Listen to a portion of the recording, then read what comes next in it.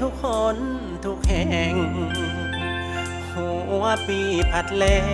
งดินแห้งแล้งบ่มีฝนแต่มาบัดนี้ฝนตกดีทุกแห่งทุกคนเกิดน้ำท่วมให้นาประชาชนรู้ตนแท้เด้พี่น้อ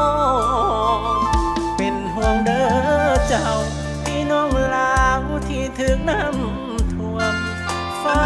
ดินสร้างบ่ฮู้ควรปล่อยน้ำมาท่วมเพื่อนสานเสียหายท่วมได้ท่วมดีปีนี้มันสร้างโหดหายขอเป็นอีกหนึ่งกำลังใจส่งไปสู่เด้อพี่น้องวอนเทวาเห็นใจเถิดนะเห็นใจพี่น้องน้ำเสน้ำคลองที่ท่วมนองแห้งลงเถิดนาสงสารพี่น้องน้ำท่วมนองเถื่อนสารให้นาจงเห็นใจพ่อแม่อาวอนฟ้าเมตตาเถิดน้องสู่เด้อพี่น้องสาวลาวที่ประสบภัยแม่น้ำสิท่วมซ้ำได้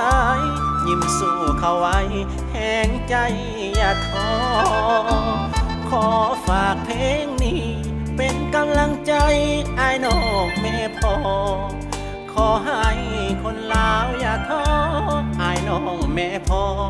ทุกคนสู่เด้อ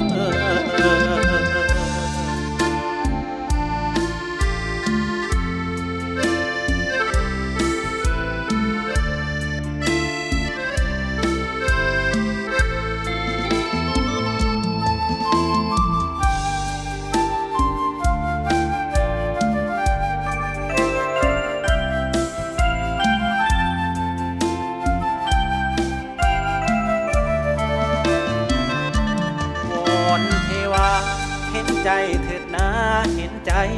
พี่น้องน้ำเสน้ำคลองที่ท่วมนองแห้งลงเถิดนาสงสารพี่น้องน้ำท่วมนองเถื่อนสารให้นาจงเห็นใจพ่อแม่วอนฟ้าเมตตาเถิดน้องสู่เด้อพี่น้องสาวลาวที่ประสบภัยแม่น้ำสิท่วมซ้ำได้ยิ้มสู้เข้าไว้แห่งใจอย่าท้อขอฝากเพลงนี้เป็นกำลังใจอ้ายน้องแม่พ่อขอให้คนลาวอย่าท้ออ้ายน้องแม่พ่อทุกคนสู่เด้